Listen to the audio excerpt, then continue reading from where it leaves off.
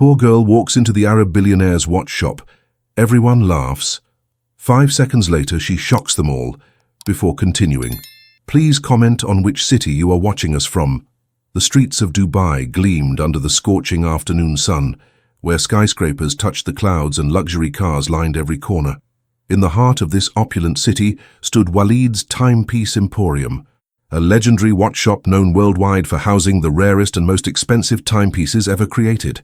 Its crystal windows displayed watches worth millions, each one a masterpiece of Swiss craftsmanship and Arabian wealth. Inside, the air conditioning hummed softly as wealthy clients browsed collections that most people would never see in their lifetimes. Salespeople in tailored suits moved gracefully between display cases, their smiles reserved only for those who looked like they belonged. But outside, pressed against the gleaming window, stood a figure that didn't belong in this world of wealth and privilege. Scarlett. She was only 6 years old, a tiny girl with matted brown hair that hadn't been washed in days. Her clothes were torn and dirty, covered in the dust of the streets she called home. Her feet were bare, cut and bruised from walking on hot pavement. Her face, though beautiful beneath the grime, told a story of hunger, loneliness, and survival. She had been living on the streets for 2 years, ever since the accident that took her father, a brilliant watchmaker who had once been respected in the industry before betrayal and fraud destroyed everything he built. Before he died, he had taught Scarlett everything he knew about watches, filling her young mind with knowledge that seemed impossible for a child her age. Now, staring at the magnificent timepieces in the window, Scarlett's stomach growled with hunger. But her eyes weren't focused on food. They were locked on a single watch in the center display, a stunning platinum piece with intricate complications, and something about it was wrong. Taking a deep breath, the little girl pushed open the heavy glass door and stepped inside. The moment Scarlett's bare feet touched the polished marble floor of Walid's Timepiece Emporium, every head in the room turned toward her. The soft classical music playing in the background seemed to fade as shocked silence filled the air. A well-dressed woman in a designer dress gasped and clutched her pearls. A businessman in an expensive suit wrinkled his nose in disgust. 2 salespeople behind the counter exchanged horrified glances. "What is that doing in here?" one of the salesmen whispered, loud enough for everyone to hear. Scarlett stood frozen near the entrance, suddenly aware of how different she looked from everyone else. Her torn dress hung loosely on her small frame, and she could feel the eyes of judgment burning into her skin. But she had come here for a reason, and she wouldn't leave until she spoke her truth. "Excuse me," she said softly, her voice barely above a whisper. Nobody responded. Instead, a tall salesman with slicked-back hair marched toward her with an expression of pure contempt. "You cannot be in here," he said firmly, pointing toward the door.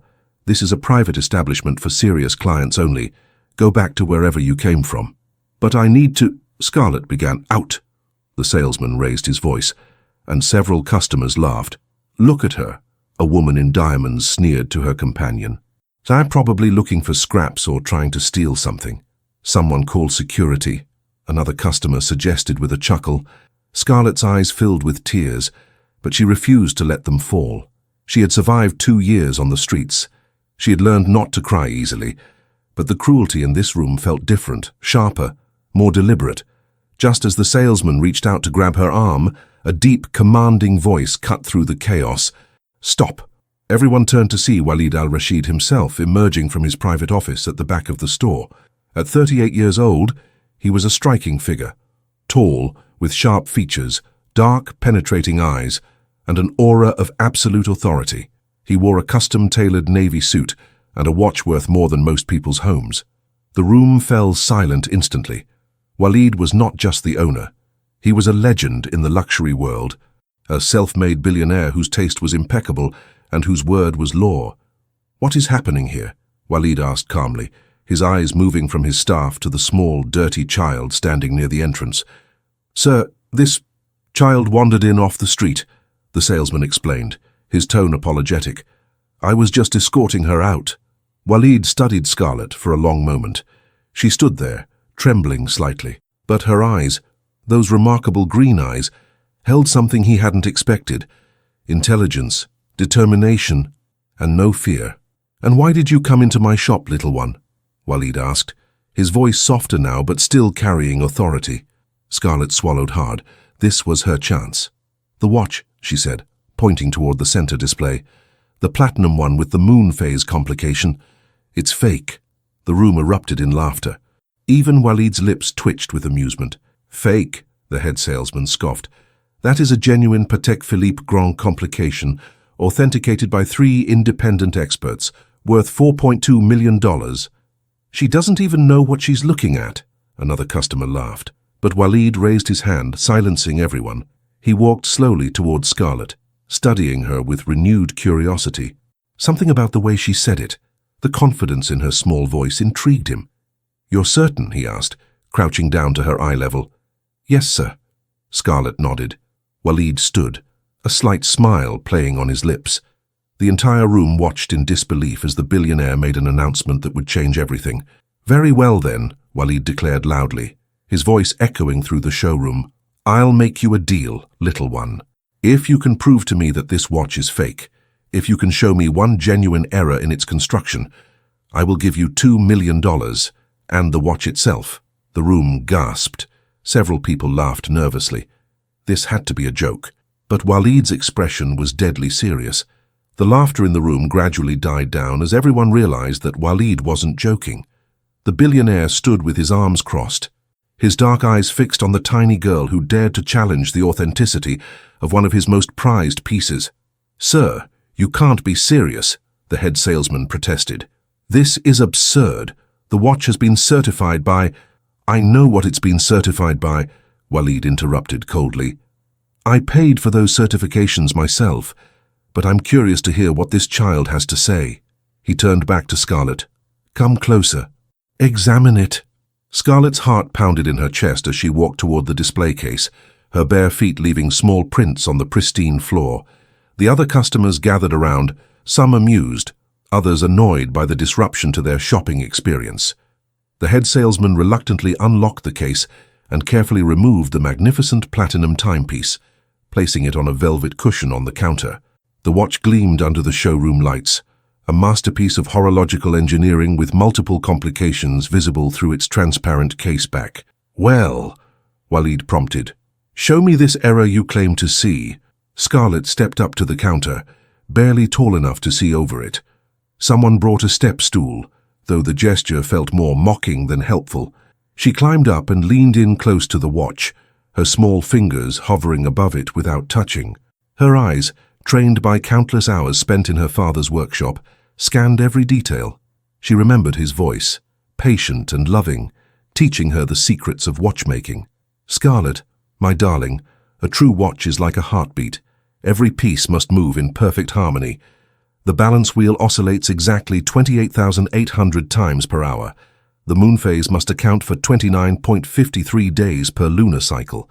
And most importantly, the engravings on a genuine Patek Philippe movement are never stamped. They're hand-engraved with slight variations that prove human craftsmanship."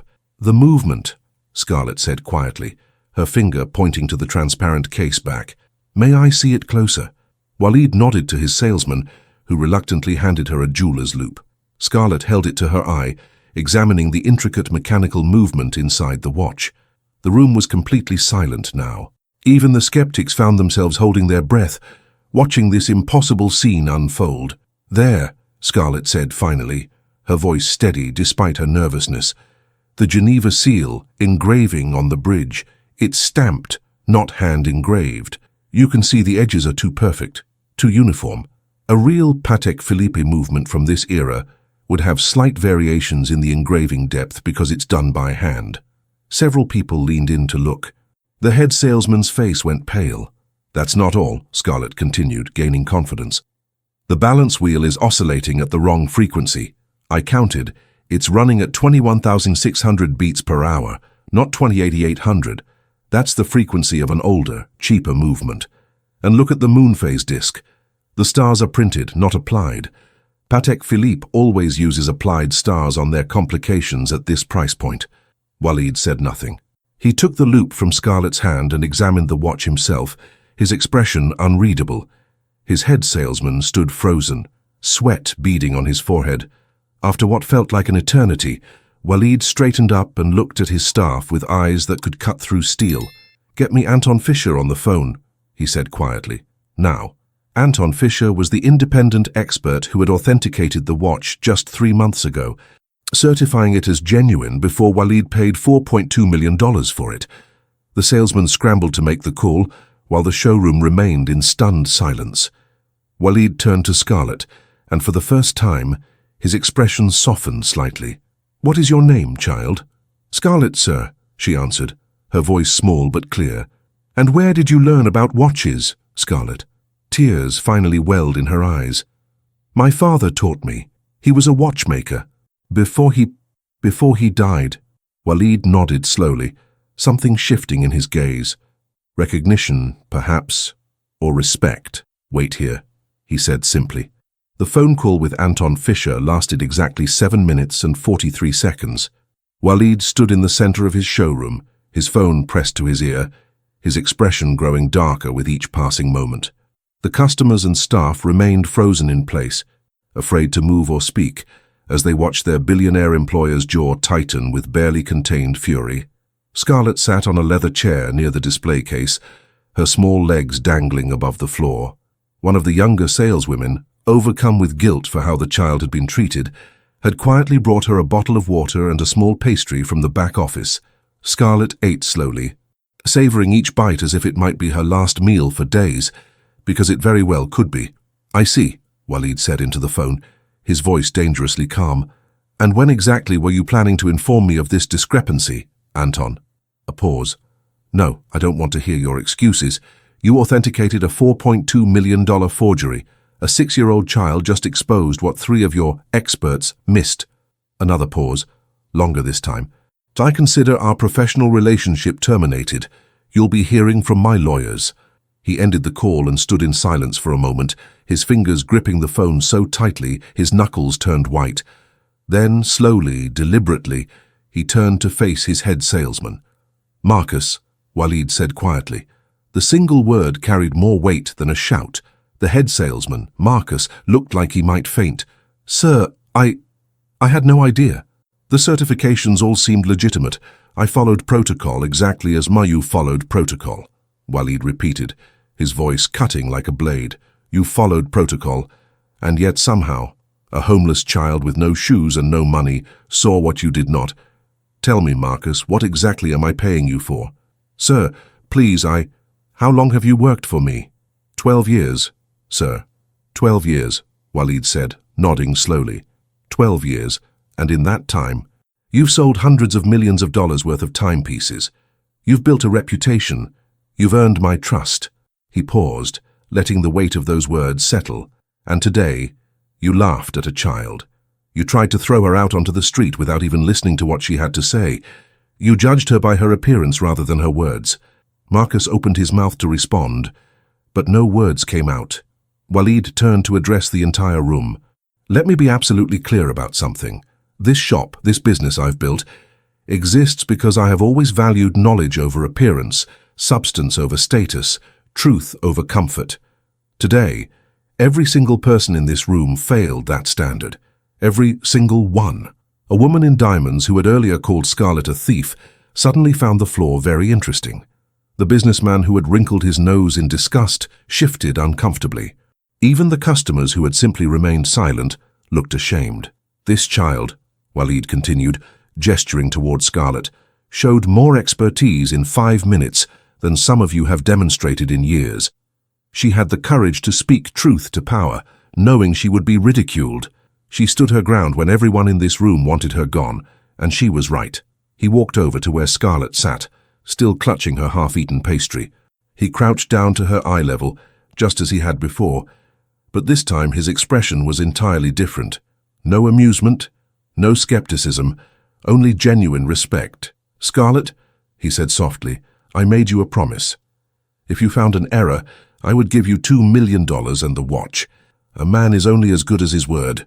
Scarlett's eyes widened. She had expected many things, to be proven right, perhaps, or to be dismissed anyway, but she hadn't truly believed she would receive the reward. People like her didn't get happy endings. They got survival, if they were lucky. "However," Walid continued, and Scarlett's heart sank. Here it comes, she thought. The catch, the excuse. I would like to propose something different, something better. He stood and walked to his private office, returning moments later with a leather portfolio. He opened it on the counter, revealing documents, photographs, and detailed reports. 3 months ago, I purchased that watch from a dealer in Geneva. He came highly recommended, with decades of experience and impeccable credentials. The watch came with authentication certificates from 3 independent experts, including Anton Fischer, who is, or was, one of the most respected horologists in Europe. Walid spread out the documents so Scarlett could see them, though he continued speaking to the entire room. I paid $4.2 million for that piece, but that's not what angers me. What angers me is that somewhere in the supply chain, someone is creating forgeries so sophisticated that even experts are fooled. And if this watch is fake, how many others are fake? How many collectors have I sold fraudulent pieces to, unknowingly destroying my own reputation? He turned back to Scarlett. You identified this forgery in minutes. Your father must have been an extraordinary teacher. He was, Scarlett whispered, tears streaming down her dirty cheeks. He was the best. What was his name? Thomas Bennett. He had a small workshop in London before everything fell apart. Walid's expression changed instantly. Thomas Bennett? The Bennett who worked on the restoration of the Marie Antoinette collection? Scarlett nodded, surprised. You knew him. I knew of him, Walid corrected. His work was legendary. I tried to commission him once, years ago, but he had already... I was told he had passed away. I didn't know he had a daughter.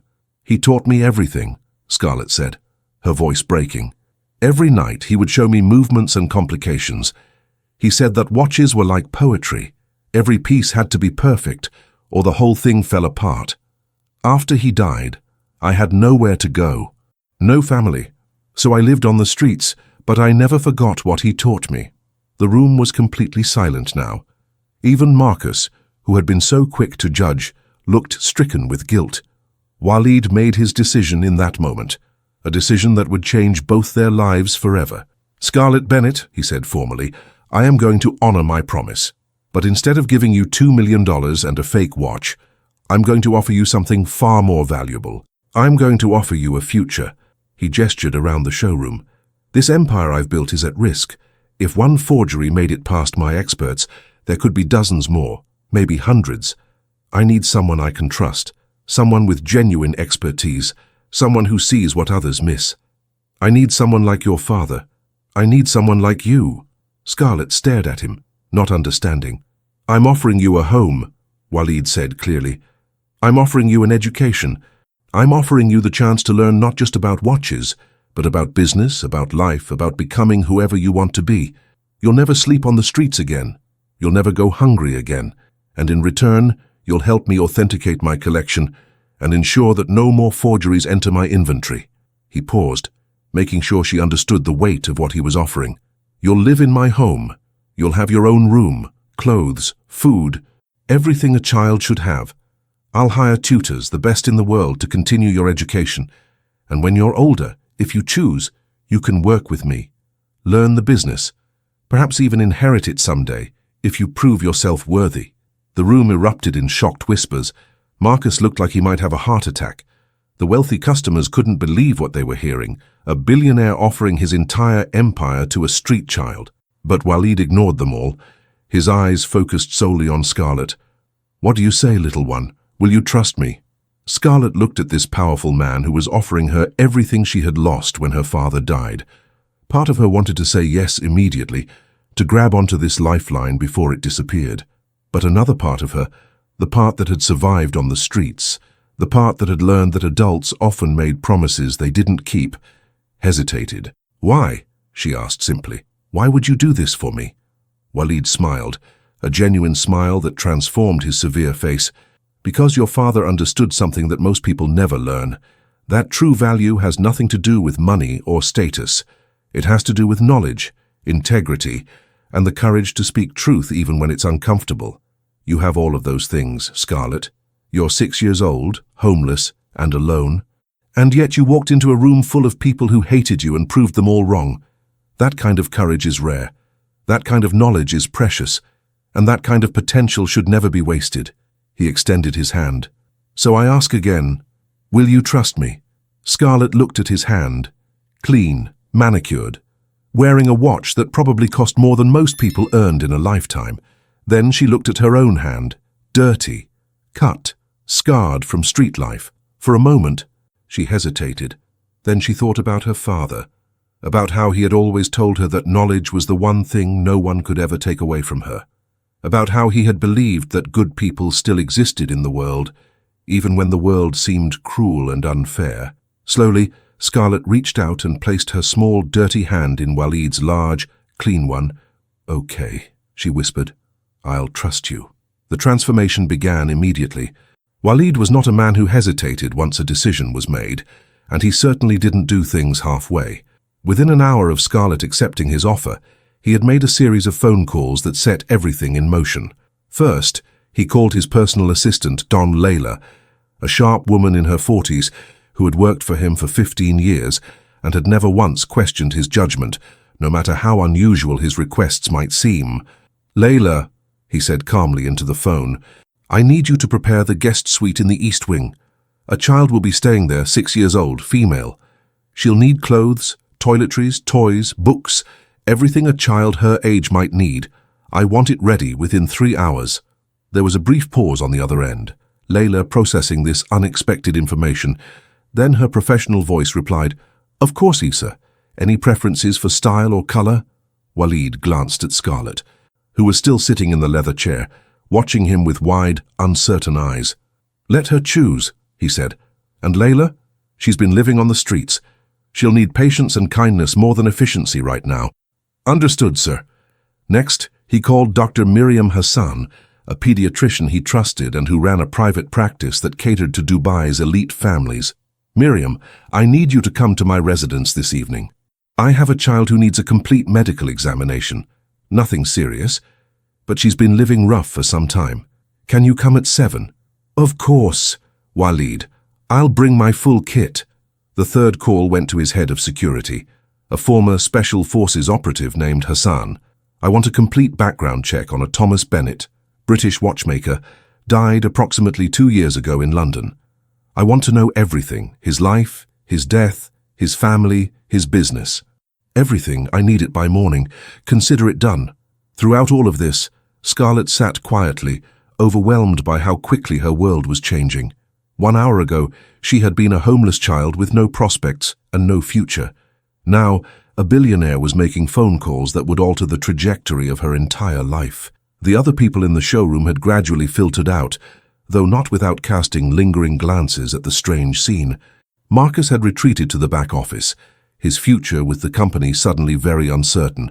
The customers who had laughed at Scarlett now couldn't get out fast enough, as if their cruelty might somehow stain them if they stayed too long. When Waleed finally ended his calls, he returned to Scarlett and crouched down once again. "Are you ready to leave? My driver is waiting outside." Scarlett nodded, but then hesitated. "What about the money?" "The $2 million you promised." Waleed smiled. "It's yours. It will be placed in a trust fund that you can access when you turn 18.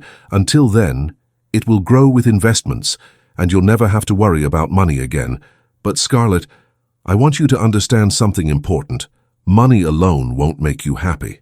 It won't give your life meaning. What will give your life meaning is what you do with the opportunities you're given." He stood and offered his hand. "Come, let's get you home." Home. The word sounded foreign to Scarlett, like a language she had once spoken but had almost forgotten. The drive to Waleed's residence took 20 minutes through Dubai's gleaming streets. Scarlett pressed her face against the window of the luxury sedan, watching the city pass by, so familiar and yet so foreign now that she was seeing it from inside a car rather than from the streets. Waleed sat beside her in silence, giving her space to process everything.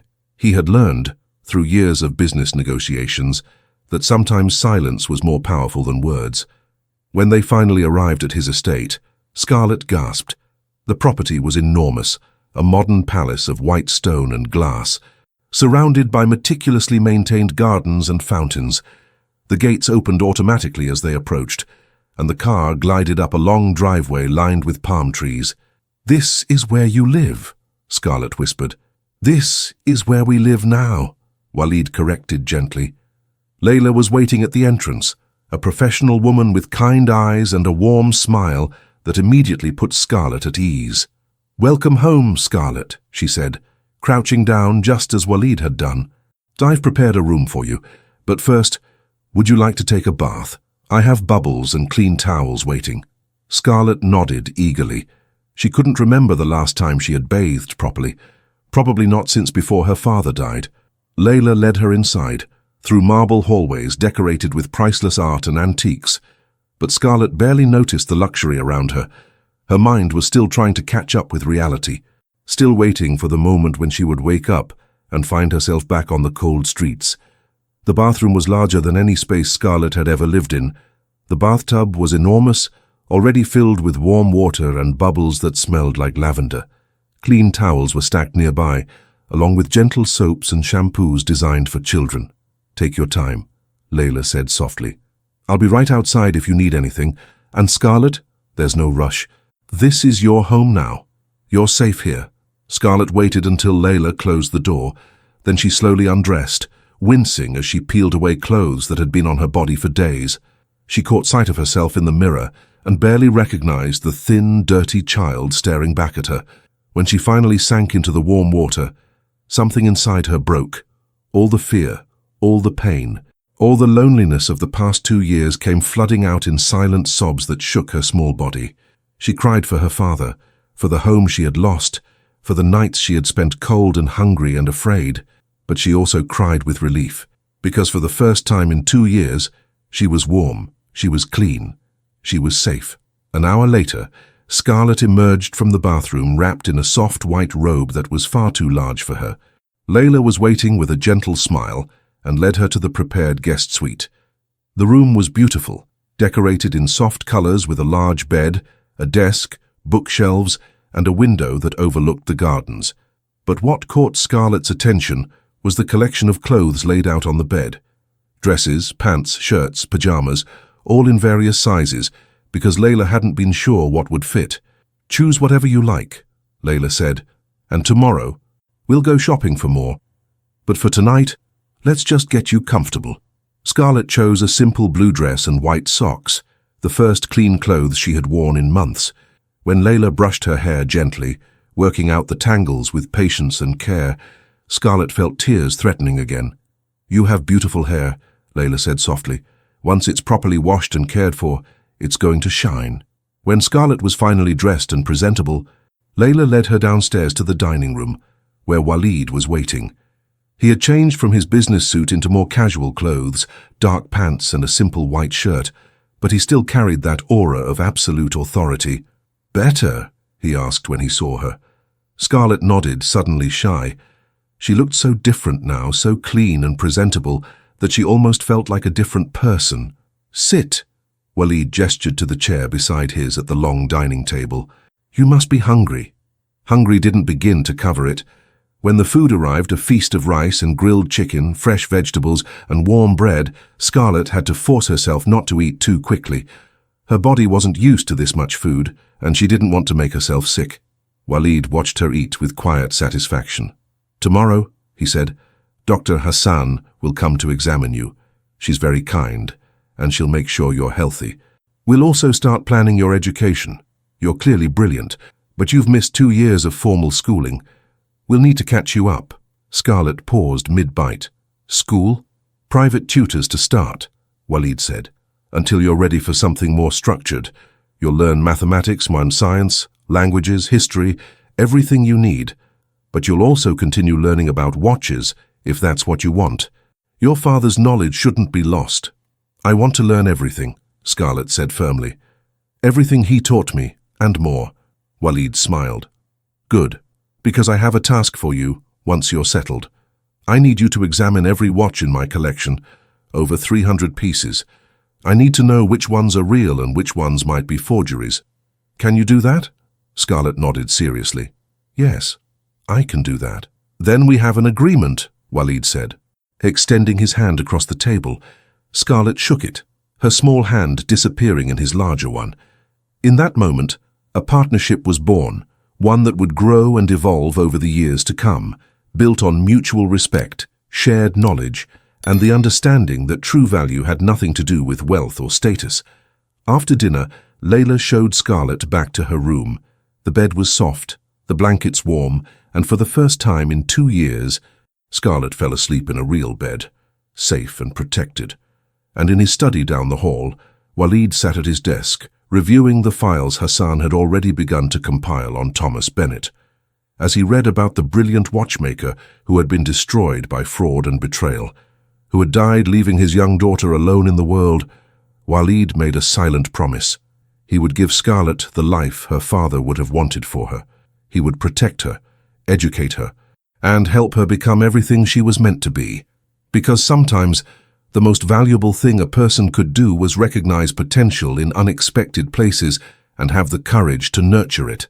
Scarlett woke up disoriented, her heart pounding with panic. For a moment, she didn't know where she was. The softness of the bed, the warmth of the blankets, the clean smell of fresh laundry were all foreign sensations. Her survival instincts kicked in, and she sat up quickly, ready to run. Then she remembered. The watch shop, Walid, the promise, the home. She was safe. Slowly, her heartbeat returned to normal. Sunlight streamed through the large windows, illuminating the beautiful room that was now hers. She could hear birds singing in the garden outside, a sound she had heard before but never from inside, always from the streets where she slept. A soft knock on the door made her tense again. "Scarlett?" Layla's gentle voice called. "Are you awake? May I come in?" "Yes," Scarlett answered quietly. Layla entered carrying a tray with breakfast, fresh fruit, yogurt, toast with jam, and orange juice. "Good morning," she said with a warm smile. "I thought you might be hungry. Dr. Hassan will be here in an hour for your examination, but there's no rush. Eat slowly, take your time." As Scarlett ate, Layla sat nearby and explained what the day would look like. "After the doctor, Mr. Al-Rashid would like to show you his watch collection. He's very excited to have your expert opinion. Then this afternoon, if you're feeling up to it, we'll go shopping for more clothes and anything else you might need." "Layla," Scarlett asked hesitantly, "is this real or am I going to wake up on the street again?" Layla's expression softened with compassion. "This is real, sweetheart. Mr. Al-Rashid is many things, demanding, exacting, sometimes difficult, but he is always true to his word. If he says you have a home here, then you have a home here. Nothing is going to change that." Dr. Miriam Hassan arrived exactly on time, a professional woman in her 50s with grey-streaked hair and kind eyes that reminded Scarlett of her grandmother, whom she barely remembered. The examination was thorough, but gentle. Dr. Hassan checked Scarlett's weight, severely underweight, her height, her heart, her lungs, her eyes cool and her teeth. "You're malnourished," Dr. Hassan said matter-of-factly but kindly, "but nothing that good nutrition won't fix. Your teeth need some work. We'll schedule a dentist appointment. You have some cuts and bruises that are healing, and I'm going to prescribe vitamins to help build up your strength. But overall, Scarlett, you're a strong, resilient child. Your body has been through a lot, but you're going to be just fine." She paused, making notes on her tablet, then looked at Scarlett seriously. "I'm also going to recommend that you speak with a therapist. Living on the streets for 2 years, losing your father, these are traumatic experiences. There's no shame in getting help to process them." Scarlett nodded, though she wasn't sure what a therapist could do that would change anything. Her father was still gone. Those 2 years on the streets had still happened. But if it was part of staying here, part of having this new life, she would do it. After the doctor left, Walid appeared at Scarlett's door, dressed casually in dark jeans and a button-down shirt. "Ready to see the collection?" he asked. Scarlett nodded eagerly. This was what she understood. Watches, mechanisms, the poetry of perfect engineering. Walid led her through the mansion to a room she hadn't seen before, a private gallery with climate control, security cameras, and wall-to-wall displays of watches. Hundreds of them, each one a masterpiece, each one worth more than most people would earn in a lifetime. Scarlett's eyes went wide. She had never seen so many watches in one place, not even in her father's workshop. "This is my life's work," Walid said quietly. 30 years of collecting. Each piece tells a story, of craftsmanship, of history, of human ingenuity. And now, thanks to you, I know that at least one of these pieces is a lie. He walked to a specific display and removed the platinum Patek Philippe that Scarlett had identified yesterday, the forgery that had started everything. This will be sent back to the dealer with a very strong letter from my lawyers, but I need to know if there are others. I need to know the truth about my collection. He turned to Scarlett. I want you to examine each piece. Take your time. Be thorough. Make notes. If you find anything suspicious, anything at all, I want to know. Can you do that? Yes, Scarlett said, her voice filled with determination. I can do that. Walid pulled up a chair and a small desk, providing her with notebooks, pens, a high-powered loupe, and a reference computer loaded with databases of watch specifications. I'll be working in my study, he said. Layla will check on you regularly. If you need anything, just ask. And then he left her alone with 300 watches and the ghost of her father's teachings. Scarlett worked with an intensity that surprised even herself. She started with the pieces closest to the forgery, other Patek Philippes, other grand complications, examining each one with the careful eye her father had trained her to have. Most were genuine. The craftsmanship was evident in every detail. The hand-engraved movements, the perfectly applied indices, the smooth sweep of the second hand. But as she worked her way through the collection, she began to notice inconsistencies. A Rolex Daytona with a movement that didn't quite match the serial number era. A Vacheron Constantin with printing that was slightly too bold. An Audemars Piguet with a caseback that had been refinished incorrectly. By the end of the day, she had examined 50 watches and flagged 7 as potentially problematic. Not all were outright forgeries. Some were simply misrepresented. Franken watches assembled from parts of different eras, or pieces that had been over-restored and lost their originality. When Walid returned that evening, Scarlett presented her findings with the seriousness of a professional consultant 3 times her age. She showed him each flagged watch, explained exactly what was wrong, and provided evidence from her reference databases. Walid listened in silence, his expression growing darker with each revelation. When she finished, he sat back in his chair and rubbed his temples. 7, he said quietly. 7 pieces out of 50.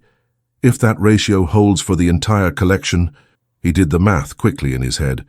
I could have 40 or more fraudulent or misrepresented pieces. That's tens of millions of dollars. And worse, it means my reputation as a collector is built partly on lies. He looked at Scarlett with something approaching wonder. You did in one day what my experts failed to do in years. Your father would be very proud. Scarlett felt tears prick her eyes at the mention of her father. He always said that the truth was more important than money, that if you lie about one thing, even a small thing, it corrupts everything else. He was right, Walid said. And he raised you well. He stood and walked to the window, looking out at the gardens as the sun set. I'm going to make some changes to how I do business. From now on, you'll be involved in every major acquisition. Nothing comes into this collection without your approval. Do you understand what I'm saying? Scarlett shook her head, not quite grasping the magnitude of what he was offering. Walid turned to face her. I'm making you, a 6-year-old child, one of the most important gatekeepers in the luxury watch industry. Your opinion will determine whether I spend millions of dollars or walk away from a deal. That's an enormous responsibility. I won't let you down, Scarlett said firmly. I know you won't, Walid replied, because you have something that can't be taught, integrity. Your father gave you that gift, and it's more valuable than any watch in this room. That evening, after dinner, Walid sat with Scarlett in his study and told her what Hassan's investigation had uncovered about her father's death. Thomas Bennett was destroyed by a man named Victor Castellanos, Walid explained, showing her the files. Castellanos was a dealer who supplied watches to collectors worldwide. Your father was hired to authenticate a collection Castellanos wanted to sell. Your father discovered they were forgeries and refused to certify them. Scarlett listened intently, learning for the first time the full story of what had happened. Castellanos retaliated by spreading rumors that your father was the forger, that he was creating fake watches and selling them as genuine. Your father's reputation was destroyed. He lost his workshop, his clients, everything. The stress contributed to a heart attack that killed him 2 years ago. Tears streamed down Scarlett's face, but she didn't make a sound. "And Castellanos?" Walid continued, his voice hard as steel. "He's still operating. In fact, the dealer who sold me the fake Patek Philippe, he works for Castellanos, which means the man who destroyed your father is the same man who tried to defraud me." Scarlett looked up at Walid, her young face filled with a mixture of grief and anger. "What are we going to do?" Walid smiled grimly. "We are going to expose him, every forgery he's ever created, every lie he's ever told, every reputation he's ever destroyed. We're going to bring him down, Scarlett, but we're going to do it the right way, with evidence, with truth, with the law." He placed his hand on her shoulder. "Your father couldn't fight back because he was alone, but you're not alone. You have me, you have resources, you have protection, and together, we're going to make sure that Victor Castellanos never hurts anyone else the way he hurt your father." Scarlett wiped her tears and nodded. In that moment, she stopped being just a rescued child. She became Walid's partner in a mission that would take years to complete, but would ultimately bring justice to her father's memory. "When do we start?" she asked. "We already have," Walid said. "Every watch you authenticate, every forgery you identify, it's all evidence. We're building a case that will be absolutely unassailable, and when the time is right, we'll present it to the authorities and watch Castellanos' empire crumble." Scarlett thought about her father, about his integrity, about how he had chosen truth over money, even when it cost him everything. "He would want us to do this the right way," she said quietly. "Yes," Walid agreed. "He would. And we will." The following weeks transformed Scarlett's life in ways she could never have imagined. Her days developed a rhythm that felt both foreign and comforting, a structure that replaced the chaos of street survival with the discipline of education and purpose. Each morning began at 7. Layla would wake her gently, and Scarlett would dress in clean clothes that actually fit, eat a proper breakfast, and prepare for the day ahead. The first tutor arrived at 8, Professor Eleanor Wright, a British woman in her 60s who specialized in accelerated learning for gifted children. "Your mind is extraordinary," Professor Wright told Scarlett after their first week together. "You've missed 2 years of formal education, but your father clearly taught you to think critically, to analyze, to question. That's more valuable than any textbook knowledge." They started with mathematics, not the basic arithmetic of a typical 6-year-old, but algebra and geometry that Scarlett grasped with startling speed. Her father's lessons about watch mechanisms had taught her spatial reasoning and mechanical logic that translated perfectly to mathematical concepts. "If a gear with 60 teeth rotates once per minute," Professor Wright would ask, "and it drives a gear with 15 teeth, how many times does the smaller gear rotate?" 4 times, Joey, Scarlett would answer immediately, because 60 divided by 15 equals 4. It's the same principle as a watch's gear train. The ratios determine the speed. Languages came next. Scarlett already spoke English fluently, but Walid insisted she learn Arabic and French, the languages of the luxury watch world. A tutor named Amira taught her Arabic, starting with basic phrases, but quickly moving to more complex vocabulary. "Marhaban, Scarlett." "Hello, Scarlett," Amira would say. "Marhaban, Amira." "Kaifa halak?" "Hello, Amira." "How are you?" Scarlett would respond. Within 3 weeks, Scarlett could hold basic conversations in Arabic.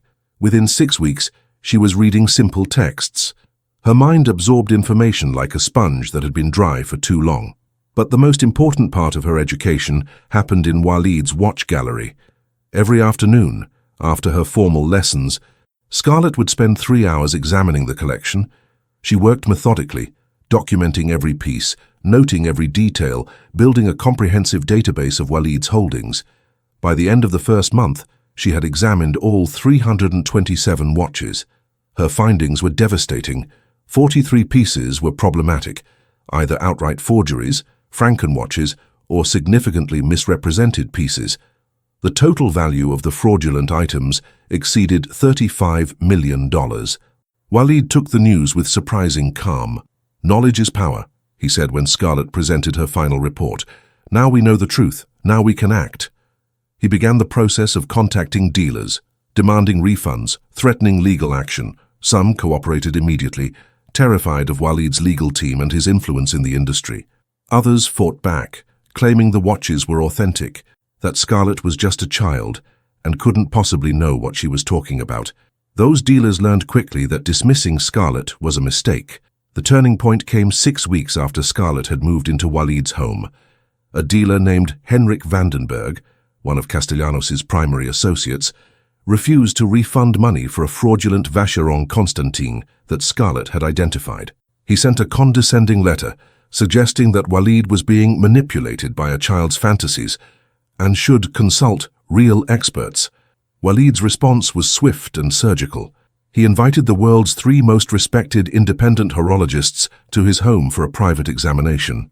These weren't paid consultants or biased authenticators. They were academics from Switzerland's watchmaking institutes, men whose reputations were built on absolute integrity. Scarlett was nervous as they arrived. These were giants in the field, men her father had spoken of with reverence, and now they were coming to verify her work. Professor Klaus Hoffmann from the Bern Watchmaking Institute examined the Vacheron Constantin first. He was a stern man in his 70s with thick glasses and hands that moved with practiced precision.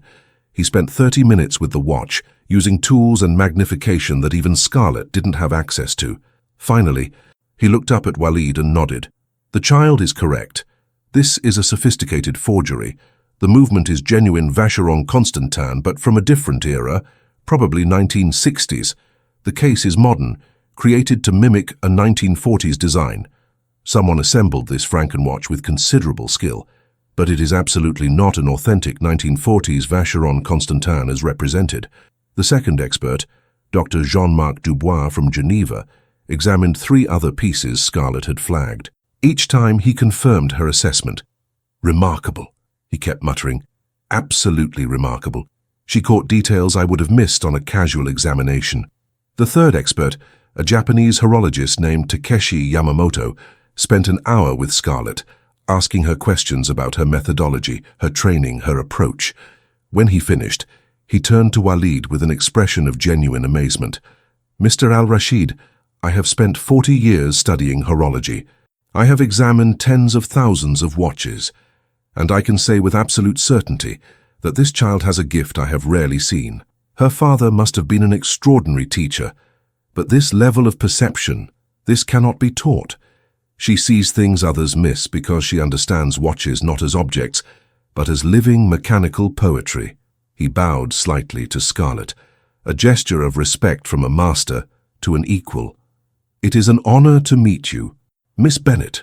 Scarlett felt tears prick her eyes.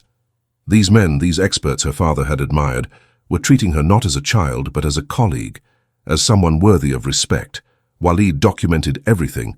The experts provided written reports, signed and notarized, confirming each of Scarlett's findings. He compiled these into a legal file that would become the foundation of multiple lawsuits. Henrik Vandenberg received the file via courier, along with a letter from Walid's legal team. Within 48 hours, he issued a full refund and a written apology. He also provided information about where he had acquired the piece, information that led directly back to Victor Castellanos. "We're getting closer," Walid told Scarlett that evening. "Every thread we pull brings us closer to the center of the web. And at the center sits Castellanos." But Scarlett's transformation wasn't just intellectual, it was emotional and social as well. Dr. Sarah Chen, the therapist Dr. Hassan had recommended, began visiting twice a week. At first, Scarlett resisted, unsure what to say, uncomfortable discussing her feelings. "I'm fine," she would insist. "I have a home now. I have food. I'm safe. What else matters?" Dr. Chen was patient. "Scarlett, having your physical needs met is important, but emotional healing takes time. You experienced significant trauma, losing your father, living on the streets, surviving alone for 2 years. Those experiences don't just disappear because your circumstances have improved." Slowly, carefully, Dr. Chen helped Scarlett begin to process her grief. They talked about her father, not just his knowledge and his teachings, but his kindness, his laughter, the way he would hum while working, the stories he would tell at bedtime. "He used to say that every watch had a soul," Scarlett said during one session, tears streaming down her face. "He said that when you held a fine watch, you could feel the heartbeat of the watchmaker who created it, the passion and care they put into every component. He said that's what made authentic watches special. They carried love inside them. And the forgeries? Dr. Chen asked gently. The forgeries are empty, Scarlett said. They look right on the surface, but there's no soul inside. They're lies made of metal and glass. These sessions helped Scarlett understand that her mission with Walid wasn't just about money or justice. It was about honoring her father's belief that authenticity mattered, that truth mattered, that the care and love put into genuine craftsmanship deserved to be recognized and protected. 3 months after moving into Walid's home, Scarlett had her first social interaction with children her own age. Layla had enrolled her in a weekly art class at a prestigious community center, not because Scarlett needed to learn art, but because she needed to learn how to be around other children. Scarlett was terrified. She had spent 2 years surviving on the streets, 2 years where other children had been either threats or victims. She didn't know how to play, how to laugh, how to be carefree. The other children in the class were from wealthy families, their clothes expensive, their manners polished, their lives sheltered and privileged. When Scarlett walked in, wearing a simple dress that Layla had chosen, they stared at her with curiosity. "Who are you?" a girl named Sophie asked. She was blonde, confident, the obvious leader of the group. "Scarlett," she answered quietly. "Where do you go to school?" "I have private tutors." "Oh," Sophie processed this information. "Are you rich?" The question made Scarlett uncomfortable. Was she rich now? She lived in a mansion, wore nice clothes, had everything she needed. But she could still remember the hunger, the cold, the fear of street life. "I live with Mr. Al-Rashid," she said carefully. "The billionaire," another girl gasped. "My father knows him. He collects watches." "I help him authenticate his collection," Scarlett said, and immediately regretted it. The words sounded pretentious, impossible coming from a 6-year-old. But instead of laughing, the children looked impressed. "Really?" Sophie asked. "That's actually kind of cool. My dad collects watches too. He's always talking about how hard it is to know which ones are real." For the first time in years, Scarlett felt something like normal friendship beginning to form. The art class became easier after that. She learned to relax, to laugh at silly jokes, to get paint on her hands without worrying about wasting resources. She made a friend, a quiet boy named Lucas who was fascinated by how things worked. When she told him about watch mechanisms, his eyes lit up with genuine interest. "Can you show me sometime?" he asked. "Maybe," Scarlett said, smiling. "If Mr. Al-Rashid says it's okay." That evening, Scarlett told Walid about her day at art class. He listened with quiet attention, pleased to see her beginning to engage with the world in normal, childlike ways. "You're doing well," he said. "Better than I expected, honestly." "You're brilliant, Scarlett, but you're also still a child. It's important that you have both, the intellectual challenges and the simple joys of childhood." "Walid?" Scarlett asked hesitantly. She had started calling him by his first name rather than Mr. Al-Rashid, at his insistence, though it still felt strange. "Why are you doing all this for me, really?" Walid was quiet for a long moment, considering his answer carefully. "When I was young, younger than you are now, I was poor, very poor. My family lived in a small village, and we had almost nothing. But my grandfather believed in education. He sacrificed everything to send me to school, to give me opportunities he never had." He looked at Scarlett with an expression she had rarely seen, vulnerability. "I built this empire because of his sacrifice, because someone believed in me when I had nothing. Your father believed in you. He gave you knowledge that most people spend decades acquiring, and when you walked into my shop and identified that forgery, you reminded me of what really matters, not the money, not the status, but the integrity and the courage to speak truth." He paused. "I can give you material things, a home, education, security, but you've given me something more valuable. You've reminded me why I started collecting in the first place, not as investments or status symbols, but because I genuinely love the artistry and craftsmanship. You've made me remember what authenticity means." Scarlett felt a warmth spread through her chest, a feeling she hadn't experienced since her father died. Not quite family, not yet, but something close. Connection, belonging, purpose. "Thank you," she whispered. "No," Walid said firmly. "Thank you." 6 months after Scarlett had walked into Walid's watch shop, her transformation was complete. Not just external, but internal. She had gained weight. Her cuts and bruises had healed. Her hair shone with health, but more importantly, her confidence had grown. She no longer flinched when people spoke to her. She no longer expected cruelty at every turn. She was still only 6 years old, but she carried herself with a poise that seemed impossible for her age. When she spoke about watches, even grown men listened with respect. Walid had begun taking her to select business meetings, not all of them, and never anything too intense, but enough to teach her how his world operated. She would sit quietly in the corner of his office, observing as he negotiated deals worth millions of dollars, as he navigated complex relationships with dealers, collectors, and auction houses. "Watch how they speak," Walid would tell her afterward. "Watch their body language. Watch what they emphasize and what they avoid. Business isn't just about numbers, it's about reading people." Scarlett absorbed these lessons like everything else, adding them to the growing database of knowledge in her remarkable mind.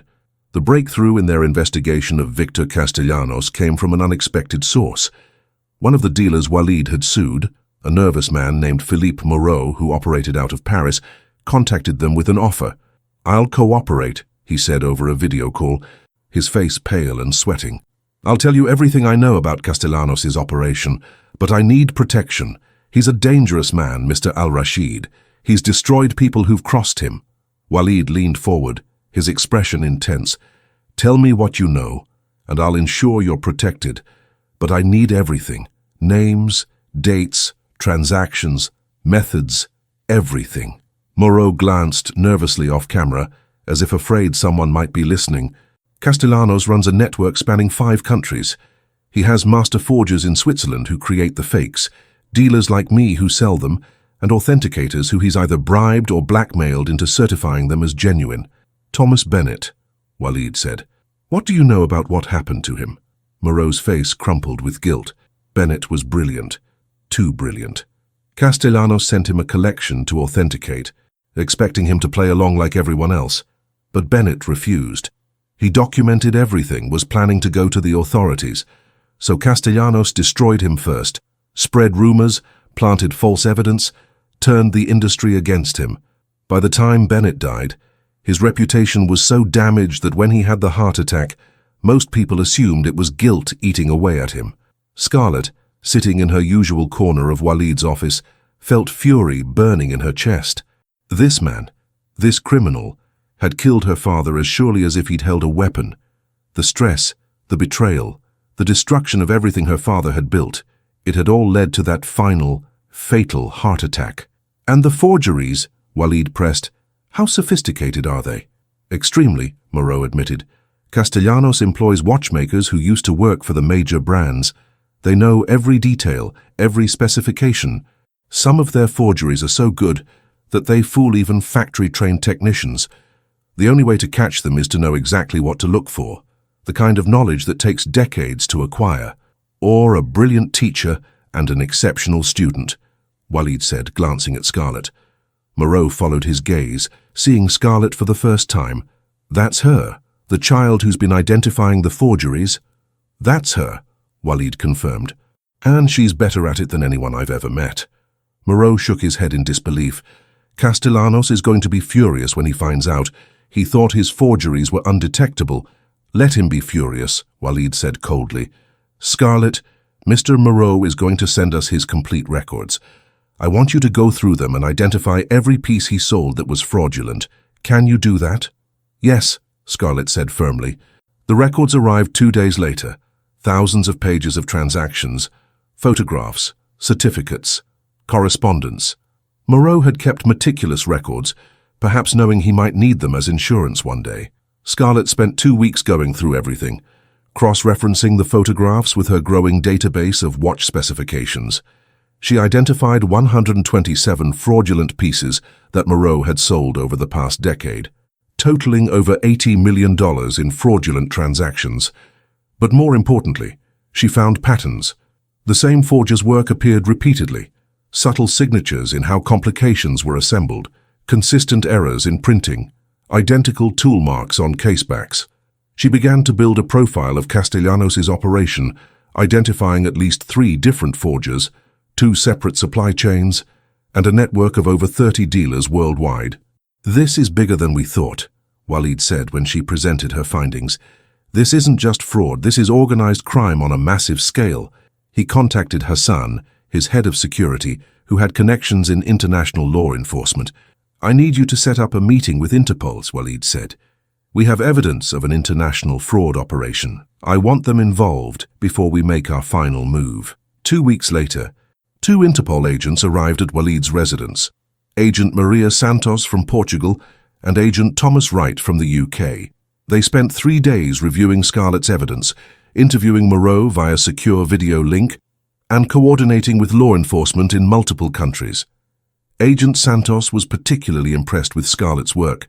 "This is the most comprehensive documentation of a forgery operation I've ever seen," she said.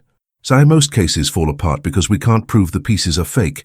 We get caught in battles between competing experts. But your analysis is so detailed, so well documented, that it's virtually unassailable." "When can you arrest Castellanos?" Scarlett asked bluntly. Agent Santos exchanged a glance with Agent Wright. "Soon," she said carefully. "But we need to coordinate across multiple jurisdictions. Castellanos has resources, lawyers, connections. If we move too soon or make any mistakes, he'll slip away. We need to be absolutely certain." "How certain?" Scarlett pressed. "We need to catch him in the act," Agent Wright explained. "We need evidence of him actively engaging in fraud, not just historical records, but a current transaction that we can document and prosecute." Walid and Scarlett exchanged a look. They both knew what needed to happen next. "We'll give you that evidence," Walid said.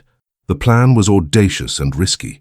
Walid would approach Castellanos directly, posing as a buyer interested in acquiring extremely rare pieces for his collection. He would request watches so rare and valuable that Castellanos would have no choice but to offer forgeries, because the genuine articles either didn't exist or were in museums. "It's dangerous," Agent Santos warned.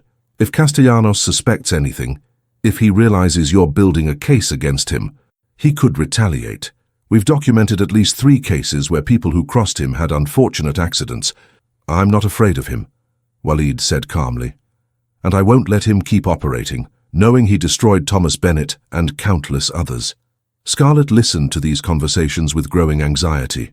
She had come to care deeply for Walid, not quite as a father, but as a mentor, a protector, a partner in their shared mission. The thought of him being in danger made her stomach twist with fear. "I'm coming with you," she announced one evening, as Walid prepared for his first meeting with Castellanos. "Absolutely not," Walid said firmly. "This is too dangerous, Scarlett. You'll stay here where you're safe. He won't suspect anything if I'm there," Scarlett argued. "I'm just a child. He'll think I'm your daughter or something, but I'll be able to identify forgeries instantly, before you waste time or money. And if something goes wrong, I can—" "No," Walid interrupted. "Scarlett, I appreciate your courage, but I cannot and will not put you in harm's way. Your father entrusted you with knowledge, and I've been entrusted with your safety. I won't betray that trust." Scarlett wanted to argue further, but she saw the finality in Walid's expression. This was not a negotiation. Walid's first meeting with Victor Castellanos took place in Geneva, at a private office in one of the city's most exclusive buildings. Walid wore a hidden camera and microphone, coordinated with Interpol agents positioned nearby. Castellanos was a man in his 60s, silver-haired and distinguished-looking, with the polished manners of someone who had spent decades in luxury markets. He greeted Walid warmly, offering expensive coffee and engaging in small talk about the watch industry. "Mr. Al-Rashid," Castellanos said eventually, "I understand you're looking for some very specific pieces that are, shall we say, difficult to acquire through conventional channels." "I'm looking for the impossible," Walid said smoothly, playing his role.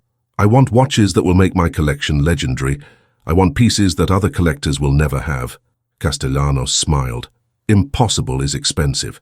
"Money is not a concern," Walid replied. "Authenticity is—" Something flickered in Castellanos' eyes. "A calculation, a risk assessment." "Of course," he said smoothly. "I only deal in absolutely authentic pieces, certified by the finest experts." They discussed specific watches. A Patek Philippe Henri Graves super complication, a Breguet Marie Antoinette, pieces that were in museums or private collections that would never sell. As they talked, Walid carefully steered the conversation toward impossible acquisitions, waiting for Castellanos to take the bait. Finally, Castellanos leaned back in his chair. "Mr. Al-Rashid, I think we understand each other. There are ways to acquire pieces that are extraordinarily similar to the ones you've mentioned, pieces that even the most experienced collectors couldn't distinguish from the originals. Are you interested in exploring those possibilities?" There it was, the admission, recorded on camera and audio. "Very interested," Walid said. "Show me what you have." Over the next month, Walid had 3 more meetings with Castellanos, each one building more evidence. Castellanos showed him photographs of forgeries, discussed prices, even introduced him to one of the forgers, a Swiss watchmaker who had once worked for Patek Philippe and now created illegal reproductions. Every meeting was documented, every conversation recorded, every piece of evidence carefully catalogued by Interpol. At home, Scarlett monitored everything through the recordings Walid shared with her.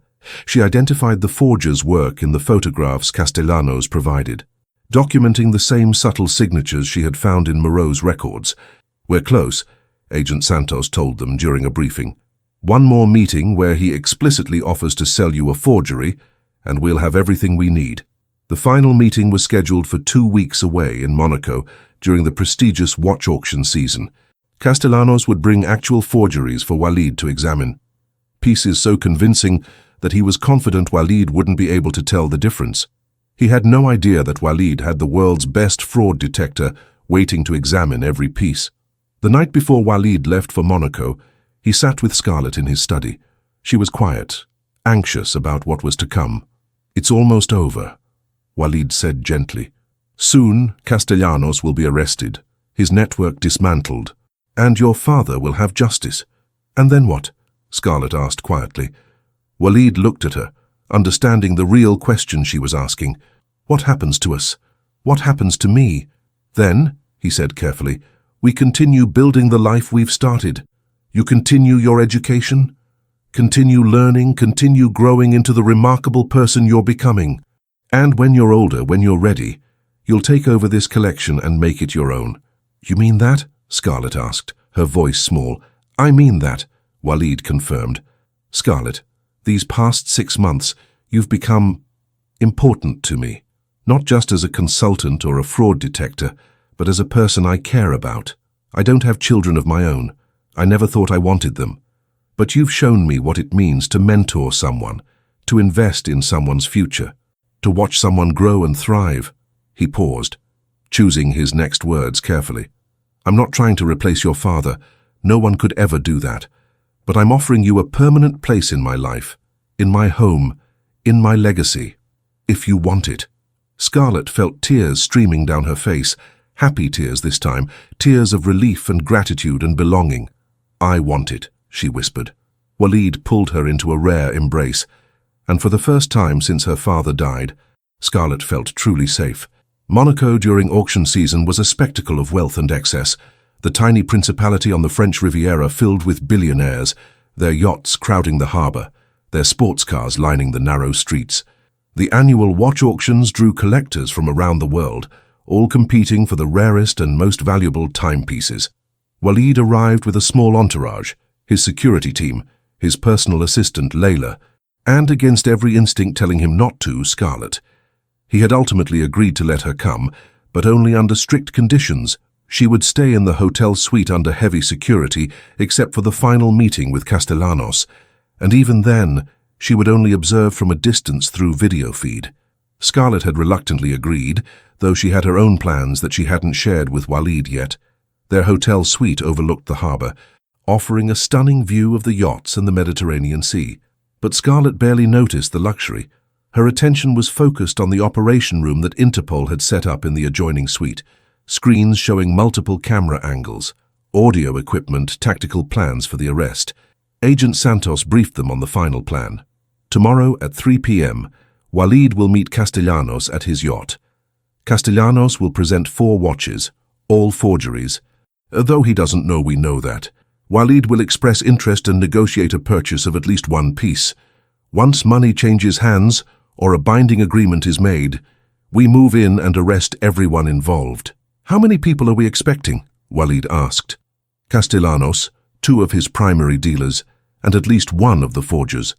We'll arrest them simultaneously with coordinated raids in 3 other countries targeting the rest of his network. By tomorrow evening, his entire operation will be dismantled. It should have felt like victory, but Scarlett felt anxious, a knot of worry in her stomach that she couldn't explain.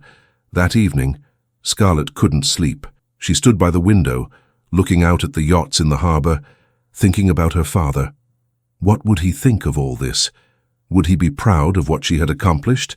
Would he approve of her partnership with Walid, of the life she was building? A soft knock on her door interrupted her thoughts. "Come in," she called. Walid entered, also unable to sleep. He sat down in one of the suite's elegant chairs and gestured for Scarlett to join him. "Nervous?" he asked. "Yes," she admitted. "What if something goes wrong?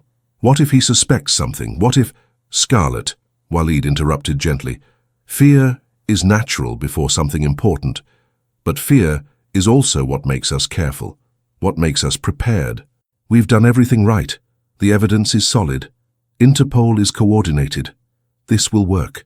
"You don't know that," Scarlett said quietly. "No," Walid agreed. "I don't, but I know this. Regardless of what happens tomorrow, you've already won. You've honored your father's legacy. You've exposed fraud that might have continued for decades. You've proven that integrity and knowledge matter more than money or status. That's the real victory, Scarlett. The rest is just details." Scarlett thought about this for a long moment. "When this is over," she said quietly, "when Castellanos is arrested and the case is closed, what happens to me?" Walid looked surprised. "What do you mean?" "Nothing changes. You continue living with me, continue your education, continue—" "But legally," Scarlett interrupted, "I'm not your daughter. I'm not adopted. I'm just living in your house. What if someone decides I should go into foster care or something?" Walid was quiet for a long moment. "Would you like me to adopt you, legally?"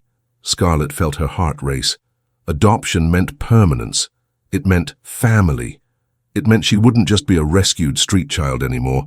She would be Walid's daughter, with all the rights and protections that entailed. "Would you want that?" she asked carefully. "Scarlett," Walid said, his voice unusually soft, "these past 6 months have been transformative for me. You've given me purpose beyond business, beyond collecting. You've reminded me what it means to care about someone else's future more than your own success. So yes, I would want that. Very much." "Then yes," Scarlett whispered, "I want that too." Walid smiled, a genuine, warm smile that transformed his usually severe face. "Then, once this business with Castellanos is concluded, we'll begin the adoption process. You'll officially become Scarlett al-Rashid if you'll have the name." "Scarlett Bennett al-Rashid," she corrected. "I want to keep my father's name too." "Scarlett Bennett al-Rashid," Walid agreed. "Perfect." The next day arrived with clear skies and calm seas. Walid prepared carefully, dressing in an immaculate suit, checking his hidden camera and microphone multiple times. The Interpol team ran through final protocols, positioning agents around the harbor, coordinating with local authorities. At 2:45 p.m., Walid left for Castellanos' yacht. Scarlett watched from the operations suite as he walked down the dock, every step bringing them closer to the culmination of 6 months of work. The yacht was magnificent, a 50-meter luxury vessel named Kronos, appropriately enough. Castellanos waited on the deck, flanked by 2 men Scarlett recognized from the photographs in Moreau's records, his primary dealers. "Mr. al-Rashid," Castellanos greeted warmly, shaking Walid's hand. "Welcome aboard. I think you're going to be very pleased with what I have to show you." They moved to an elegant interior salon where 4 watches were displayed on velvet cushions, each one supposedly worth millions of dollars. Through the video feed, Scarlett could see them clearly enough to make preliminary assessments. "Magnificent, aren't they?" Castellanos said, gesturing to the pieces. "A Patek Philippe Henri Graves, a Breguet Marie Antoinette, a Vacheron Constantin 57260, and a Patek Philippe Grandmaster Chime, collectively worth over $100 million at auction. For you, Mr. al-Rashid, $75 million for the complete collection." Walid picked up the first watch, the supposed Henry Graves supercomplication, and examined it carefully. Through the hidden camera, Scarlett could see enough detail to confirm what she already suspected. All 4 watches were forgeries. Sophisticated ones, certainly, the best she had seen from Castellanos' network, but forgeries nonetheless. Impressive, Walid said carefully. May I have them independently authenticated before making a purchase? Castellanos' smile faltered slightly. I assure you, Mr. Al-Rashid, these pieces come with complete provenance and authentication from the finest experts in Europe. I'm sure they do, Walid said smoothly. But for $75 million, you'll understand that I prefer my own verification. Castellanos exchanged a glance with his dealers. Something shifted in the atmosphere, a subtle tension, a calculation of risk. Who did you have in mind for authentication? Castellanos asked carefully. In the operations suite, Agent Santos tensed. This was the critical moment. If Walid mentioned the wrong expert, if he said anything that triggered Castellanos' suspicions, the entire operation could collapse. But before Walid could answer, something unexpected happened. A small figure appeared on the yacht's deck, a 6-year-old girl with brown hair, wearing a simple blue dress. Scarlett. In the operations suite, Agent Santos cursed. How did she get past security? How did she get on that yacht? Hassan, Walid's head of security, looked equally shocked. She must have slipped away while we were focused on Mr. Al-Rashid's departure. She knows this harbor. We've been here 2 days. She could have planned this. On the yacht, Castellanos and his associates turned to stare at the unexpected visitor. Walid's face went pale. Well, Castellanos said slowly, his eyes narrowing. Who do we have here? Scarlett walked into the salon with remarkable composure for a 6-year-old child. My name is Scarlett Bennett, she said clearly, and those watches are fake. The room went completely silent. Castellanos stared at her, his expression shifting from confusion to recognition to fury. Bennett, he repeated quietly. Thomas Bennett's daughter. I heard she had died on the streets. She survived, Walid said, stepping protectively in front of Scarlett. And she's been examining your forgeries for the past 6 months. Castellanos' face went dark with rage. You've been building a case against me. This whole thing was a setup. Yes, Scarlett said firmly, her young voice cutting through the tension. You destroyed my father. You spread lies about him, ruined his reputation, drove him to his death, and you've defrauded hundreds of people with your forgeries. But it's over now. Castellanos looked at her with something approaching respect, despite his anger. You're Thomas's daughter, all right. He had that same stubborn integrity, that same foolish belief that truth mattered more than survival. He turned to his dealers. Get rid of them, both of them. The dealers moved forward, but before they could reach Walid and Scarlett, the yacht's salon erupted with activity. Agent Santos and Agent Wright burst through the doors, followed by 6 armed officers. Victor Castellanos, Agent Santos announced, you're under arrest for fraud, conspiracy, money laundering, and racketeering. You have the right to remain silent. More officers poured onto the yacht, securing the dealers and the forger who had been hiding below deck. Castellanos stood frozen, watching his empire crumble in real time, but his eyes remained fixed on Scarlett. You're 6 years old, he said, almost to himself. 6 years old, and you destroyed what took me 30 years to build. You destroyed yourself, Scarlett replied. You destroyed my father, and then you got greedy.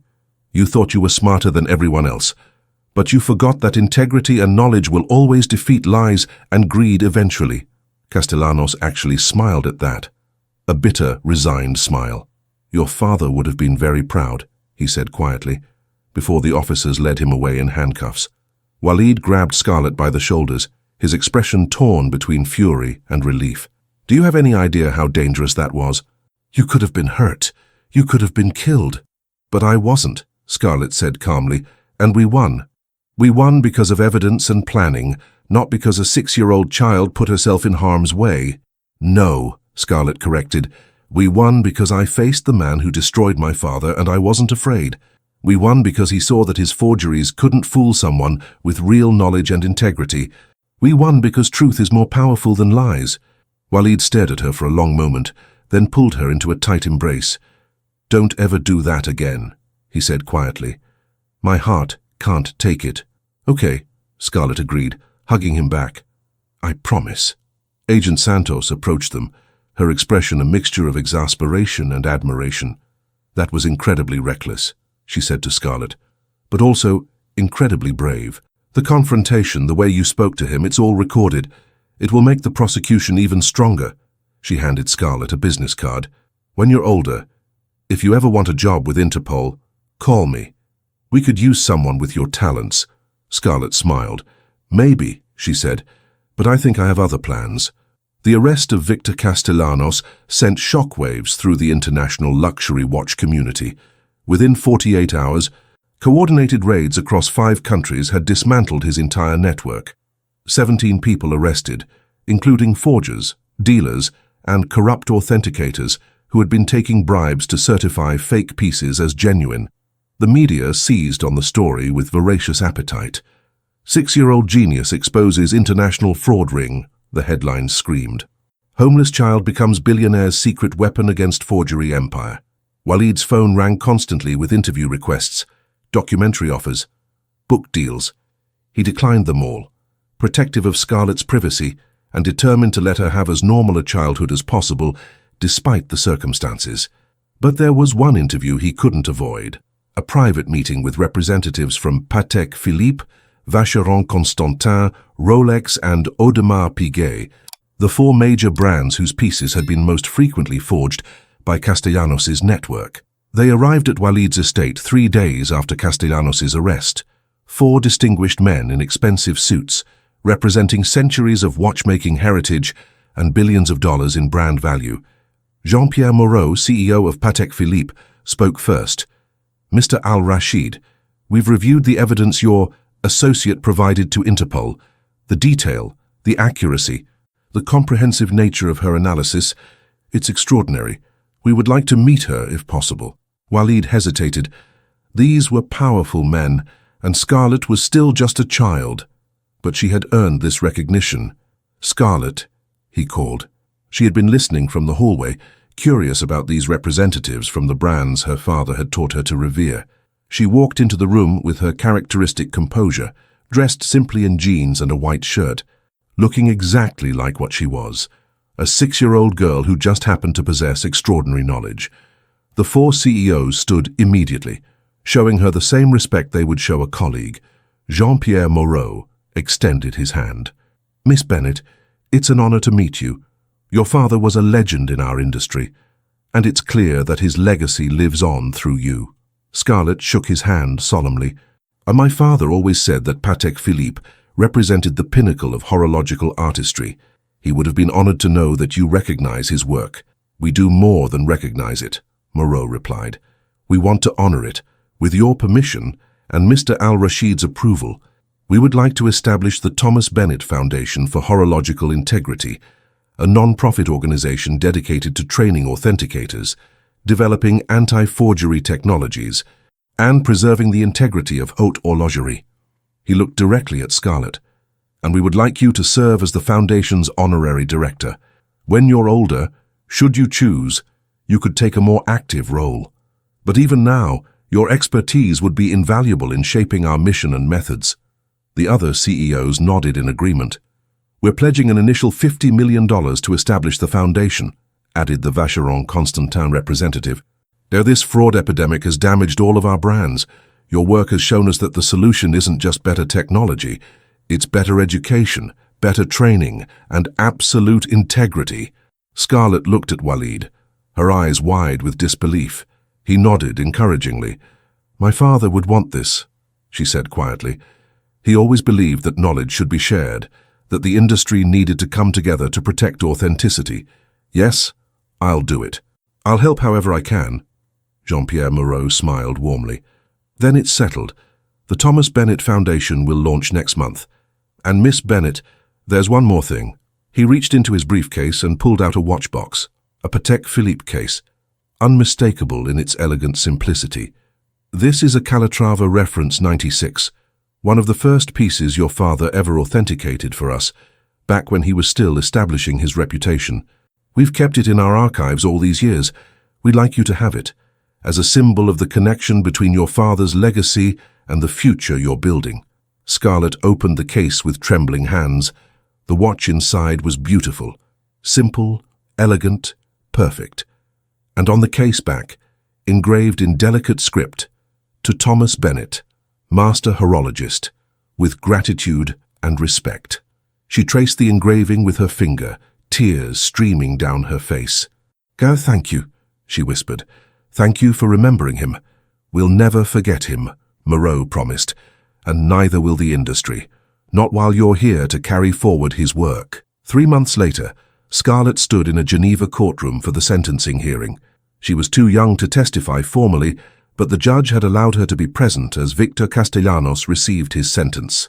15 years in prison, $50 million in fines, permanent ban from the luxury goods industry, complete dissolution of his business empire. As the sentence was read, Castellanos turned in his seat and looked directly at Scarlett. For a long moment their eyes met, the corrupt dealer who had destroyed her father and the 6-year-old girl who had brought him to justice. Castellanos nodded slightly, a gesture that might have been respect or acknowledgement or simply resignation to his fate. Scarlett didn't react. She simply watched as the man who had haunted her nightmares was led away in handcuffs, never to hurt anyone else the way he had hurt her father. Outside the courthouse, Walid placed his hand on her shoulder. "It's over," he said quietly. "You can let it go now." "I know," Scarlett replied, "and I will. But I won't forget. I'll never forget why this mattered." The adoption paperwork had been finalized the week before. She was now officially Scarlett Bennett al-Rashid, daughter of 2 fathers, both of whom had given her everything they could. One had given her knowledge and integrity, the other had given her a future and a home. The Thomas Bennett Foundation launched with international acclaim, its mission clear: to train the next generation of authenticators, to develop technologies that would make forgeries easier to detect, and to preserve the integrity of an industry built on centuries of craftsmanship and artistry. Scarlett returned to her tutors, to her art classes, to her friendships with children her own age. But every afternoon, she still spent time in Walid's collection, examining watches, learning, growing, preparing for the day when she would take her place as not just an authenticator, but as a leader in the industry her father had loved. She was 7 years old now. She had survived poverty, loss, and a battle against international fraud. She had proven that age and appearance meant nothing compared to knowledge and integrity, and she was just beginning. Her father had taught her to see the truth in mechanisms and movements. Walid had taught her to see the truth in people and in herself. Together, those lessons had transformed her from a homeless child into someone who would change an entire industry. The journey was far from over, but she was ready for whatever came next. Scarlett's story reminds us that true value comes from integrity, not appearance. From homeless to hero, she proved that knowledge and courage can change everything. If this story inspired you, share it with someone who needs to hear that their circumstances don't define their destiny. Drop a comment below telling us what moment hit you hardest. Subscribe for more powerful transformation stories that prove redemption is always possible.